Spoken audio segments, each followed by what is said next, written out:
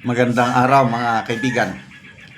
Bigyan natin ngayon ng reaction opinion itong post ni Attorney Harry Roque. Sinamarize niya ang mga pronouncements ni VP Sara habang nasa The Hague, Netherlands ang ating Vice Presidente. Napakaganda itong ginagawa ni Attorney Roque na nagbibigay ulat. Madali nating maintindihan dahil na-summarize. So, saludo tayo kay Attorney Harry Roque. Ito, good news. Ayon kay VP Sara, in good mood si Tatay Digong. Medyo kabaliktaran yung sino ba yung mga naunang nagbisita noon? Sina Congressman Pulong, yung nakakalungkot nga parang nagbibigay na ng huling habilin si Tatay Digong na parang papanaw na siya sa mundo. Ito, kung in good mood siya, ibig sabihin, lumalaban. Diba? Ayun, in good mood si Tatay Digong. Sinabihan ni VP Sara na mag-ahit si Tatay Digong. Ano na kayang itsura niya ngayon, ha? Huwag kayong maniwala sa mga naipopost na picture ni Tatay Digong na sobrang payat na nandun karate sa banig sa isang ospital. Mga peke yun. Bawal mga abogado, bawal silang kumuha ng picture kay Tatay Digong sa loob. So, payat lang daw siya, kaya lang okay naman daw, sabi ni VP Sara. Hindi naman yung payat na mamamatay na. Okay. Mas maganda nga yung payat kaysa yung malaking katawan na unhealthy. Napag-usapan din ng mag-ama ang pagpapagupit kasama na kung magpapakulay ng buhok si Tatay Digong. Yun. Diba? Magandang usapan na yan. May puti-puti na ba ang buhok ni Tatay Digong? Maralaman siguro. Ang akin, talagang puros puti na. Magpapakulay ba ko? Hindi. Mas gusto ko yung pure na puti. So, magpapakulay. Nagpasalamat si VP Sara kay Attorney Ruth Castelo sa pagtanggap niya bilang OVP spokesperson. Sa panahon ngayon, marami talagang ayaw tumulong, sabi ni VP Sara. Well, dahil anti-Duterte sila. Pangalawa, yung iba natatakot baka raw sila ay habulin ng administrasyon. Correct. Kaya believe din ako sa loyalty ni Attorney Ruth Castelo kasi DTI USEC siya panahon ni Digong. Tuloy-tuloy kahit hanggang Marcos administration, kaya lang may masamang nangyari kaya umalis sa DTI. Ngayon, nag-apply si Attorney Ruth Castelo, any position available sa OVP, at yun, mayroon na tayong spokesperson na hindi siya attack dog. Yung nakaka-encourage, nakakagaan, nakaka-motivate kung nagsasalita si Attorney Ruth Castelo. Kaya ako personally, masayang-masaya ko at nandyan si Attorney Ruth Castelo na nagsasalita para sa Office of the Vice President. Baka habulin siya ng administrasyon, bahala sila. Ito, kung makakauwi ba si PRRD, anong sagot? Sabi ni BP, siguro let's take it one day at a time. Sa ngayon, ang hinihintay natin madismiss ang kaso based on the filing sa jurisdiction. Dalawa ang hintay natin. Actually, yung mas mabilis na desisyon, yung interim release. So, baka anytime lalabas na yun Magdasal po tayo. Although nag-oppose o nag-object ang prosecution, nag-object ang abogado ng mga alleged victims, kaya lang walang imposible. Ako, everyday, pinagdarasal ko yan, interim release lang, please.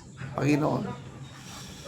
Kaya once na nakalabas siya, lalong hahaba pa ang buhay ng ating tatay. Makalabas lang siya.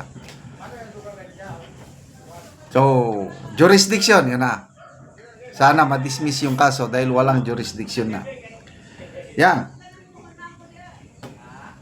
Muling inimbitahan ni BP Sara ang lahat sa July 19 Free Duterte Now Rally. Okay, di ba ngayon?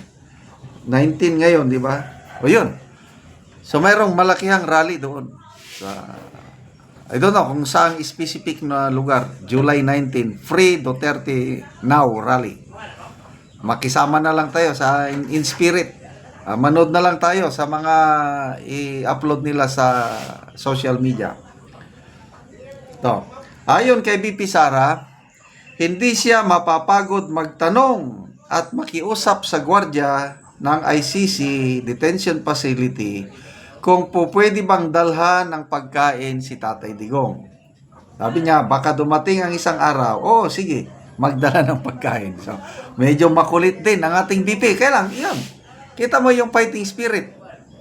Bawal magdala ng pagkain eh. Kaya, isang rason bakit pumapayat ang ating Tatay Digong dahil sa pagkaluto ng pagkain.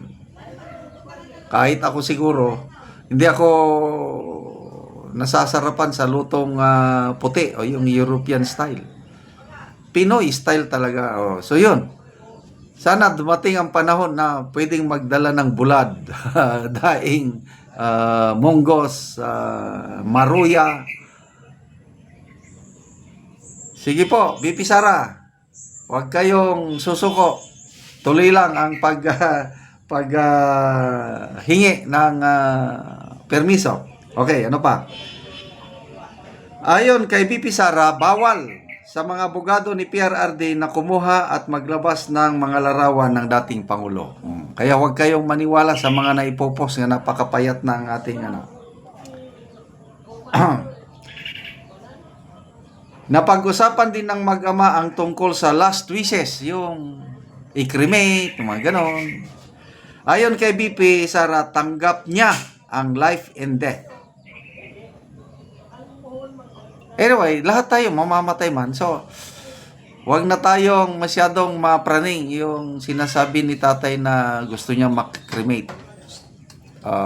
Practical lang. So, hindi pa tayo iwan ang aking tatay. Mabubuhay pa yan. Makakabalik siya ng buhay sa Pilipinas on or before 2028. Let's declare it sa pangalan ng Diyos.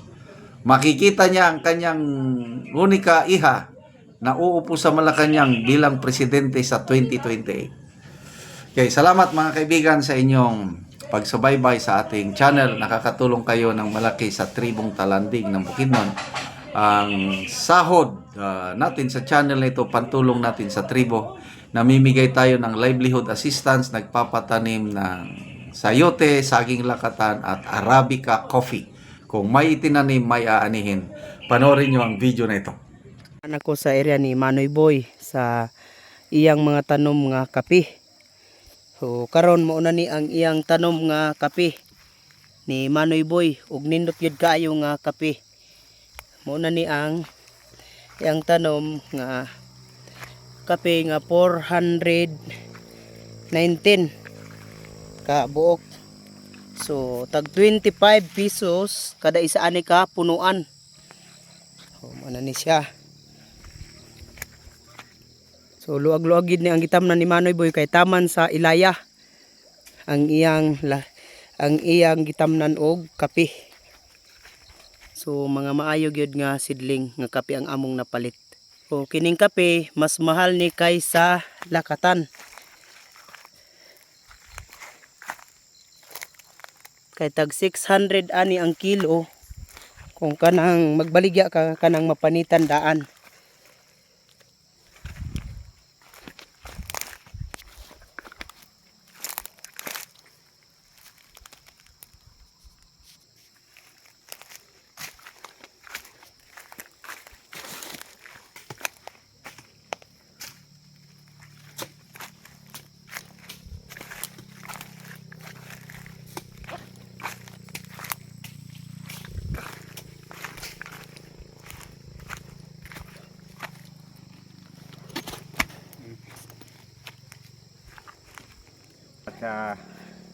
Salamat sa nagsuporta sa pagtanom namo sa kape. Padayon ang pagsuporta sa pagtanom namo og kape og sa lakatan. Nagtanom mi og kape Kay mahal di kay sa lakatan aron makahawas mi sa kalisod. Oo, salamat kayo Manoy. Salamat po. Oh, Salamat sige, po sa nagsuporta ani sa tanom namo sa kape.